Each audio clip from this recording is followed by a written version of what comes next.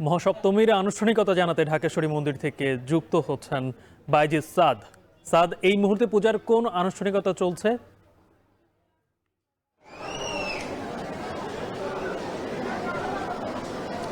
গালিব, আমরা ঢাকেশ্বরী মন্দিরে রয়েছি। মূলত ষষ্ঠী পুজোতে আমন্ত্রণ অধিবাস এবং তারপর বিহিত পূজার মধ্য দিয়ে পূজার মূল আনুষ্ঠানিকতা শুরু হলেও আজ সপ্তমীতে কিন্তু দেবী দুর্গা তার প্রাণ পেয়েছেন এবং তিনি আজ থেকে জাগ্রত থাকবেন টানা 6 মাস। এবং এই মধ্য দিয়ে কিন্তু ষষ্ঠীর মাধ্যমে মূল যে আনুষ্ঠানিকতা সেটি শুরু হলো এবং ভক্তকুল যারা রয়েছেন এই মুহূর্তে আসলে তাদের একটি স্রোত আমরা দেখতে পাচ্ছি। আমরা আসার পর থেকেই দেখছি যে যারা ভক্ত অনুরাগী রয়েছেন তারা ঢাকেশ্বরীতে ভিড় করছেন এবং তারা দেবী দুর্গাকে দেখছেন। মূলত শাস্ত্রীয় বিধান মেনে আজ সকালে প্রতীকী কলাবউকে স্নান করিয়ে ঘট প্রতিস্থাপন করা হয়েছে। এরপর সূচনা হয়েছে সপ্তমী পূজার মূল আনুষ্ঠানিকতা।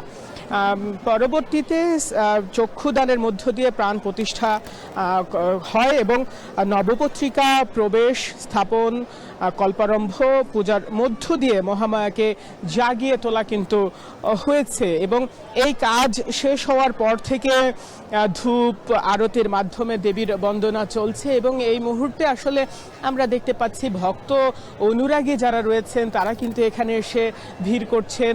তারা দেবী দুর্গার কাছে প্রত্যাশা করছেন, প্রার্থনা করছেন যেন বর্তমান সময়ের যেই সমস্যাগুলো চলছে তাদের সংসারে বা সমাজে সব যেন কেটে যায়, সেই প্রার্থনা কিন্তু তারা করছেন। আমরা দেখেছি আসার পর থেকে এখানে আইন শৃঙ্খলা পরিস্থিতি বেশ ভালো রয়েছে।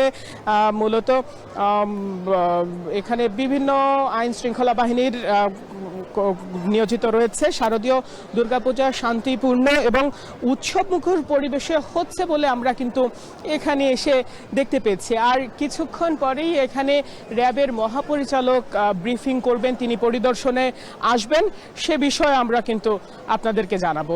এই ছিল আমার কাছে সবশেষ। স্যার, কদিন ধরে কোমরে ব্যথা। এসপি হাসপাতালে